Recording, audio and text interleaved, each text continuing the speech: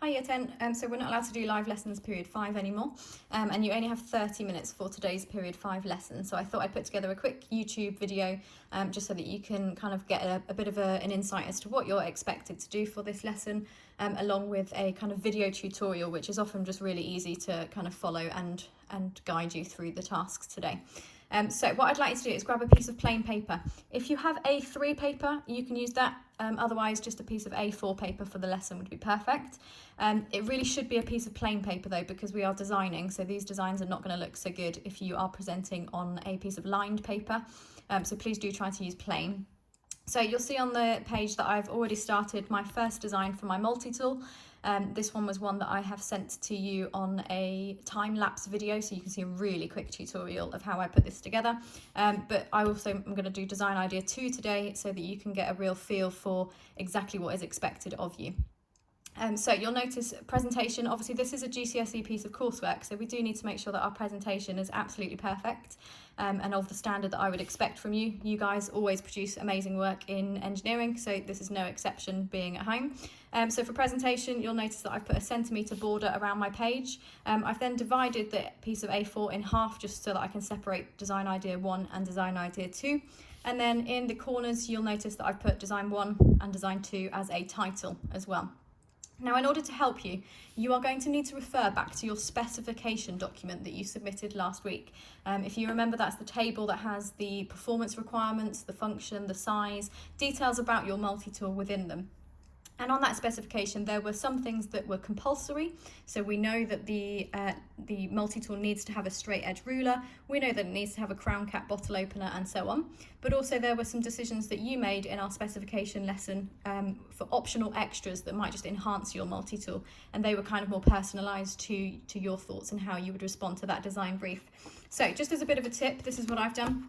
I've put together just a list of must-have points at the top here and then optional extras. Your list might be different down here for the optionals, because it might be that actually you've decided to have something completely different on there compared to the optional extras that I've got. But just for reference, you must make sure that every design that you produce has to have a straight edge ruler, 4 hex spanners, crown cap bottle opener, a lanyard attachment, and also a flathead screwdriver as well. So all the designs, I would recommend that you start with this must-have list, because your design will not be accepted by the Urban Wilderness Company if it doesn't have these specifications within them, because these were all compulsory. So just to get started, you'll notice, again, along with my presentation, I've used my staff ID badge. You could use a debit card or whatever you've got in your purse or wallet, and literally draw around it. So the presentation, there's nothing easier than that. So nice and easy to draw around. What I would then suggest is that you use a ruler, and then you just mark on the sides the actual length of the piece. You can do it on whichever side you prefer. So when we mark out in engineering, we generally draw a line, leave a gap where the measurement's going to be, draw another line to represent the top and the bottom. And then you can just use little arrowheads to show the direction of the length. And we know that this piece is 85 millimeters long. So I'm going to leave just a little gap there to write 85.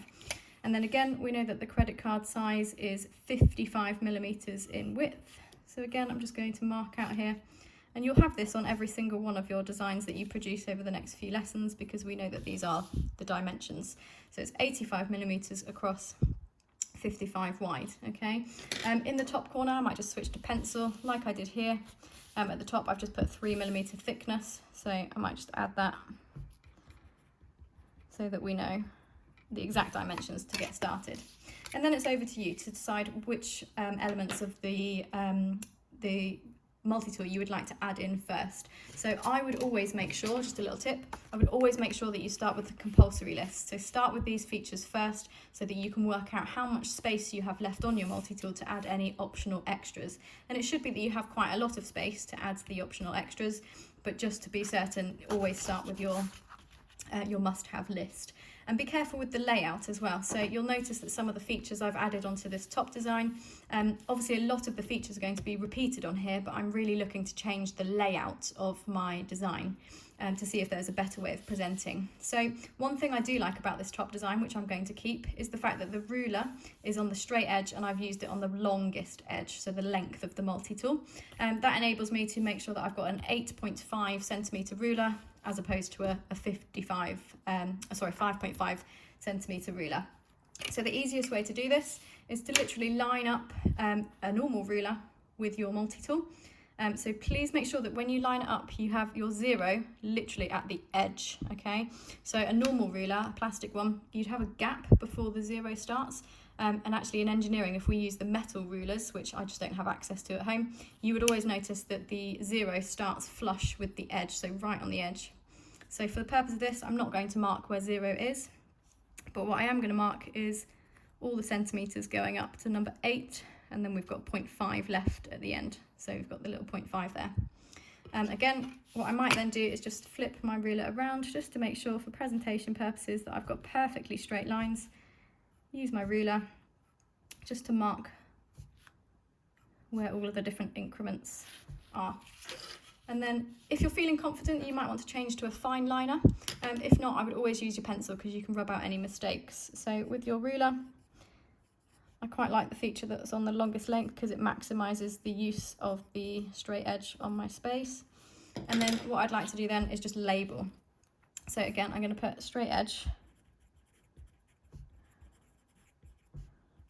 ruler, and then at the top here, this is optional, but I quite like the fact that you can see which ones are compulsory from your specification and which ones were not. So again, refer back to your specification. We definitely said number 1, it needs to have a ruler across the straight edge. So I've labelled here in orange. This is a compulsory part. So it might be that then, just for ease, I know that I can tick that off on my list, and I'll highlight it in orange because I know that that is compulsory. Now on my little list, you don't have to write it out like this, but I find it easier. For design 1, you can see that I've ticked the ruler when I've added it up here. So for design 2, I'm just going to make sure that my ruler is on there as well. So moving on, I might then decide to add an attachment to a lanyard. Now in the top one, I put it here at the start of the ruler. It might be that actually I've reevaluated that and I don't think that having a hole literally where the ruler starts is going to be a good idea. So on this design idea, I might actually change it and put it in the bottom so that it doesn't obstruct the dimensions given for the ruler. That might just be a better place to add it. So this one's nice and easy, literally a hole. You could just shade in anything that's going to be cut out. So you'll notice in the top with the bottle opener, the drill size checker and the lanyard hole, I just shaded it very lightly in pencil just to represent the fact that it is going to be cut out. And again, make sure that you are labelling everything. So here I'm just going to put lanyard attachment. And again, we know that that was a compulsory feature. So just highlight in orange. Again, you don't have to do this, but I just find it just makes like a bit of a mental checklist as you go through this design. You've then got, so the flathead screwdriver is much easier to draw, but you should always do it in a corner. So again, doing it in this corner or this one is going to obstruct the use of the ruler, and in this corner we've obviously got the lanyard attachment, so I've left myself with no option but to do the flathead here. The flathead at the moment, because it's curved where I've drawn around the student ID card or staff ID badge, the easiest way to do the flathead is to literally place your ruler here in that corner. We're eventually going to kind of rub that corner out. So if I press down quite hard, you should be able to see if I do that. So I've just drawn 2 quite harsh lines. Then you can rub out the corner. And then you will just do another 2 lines here and connect them up.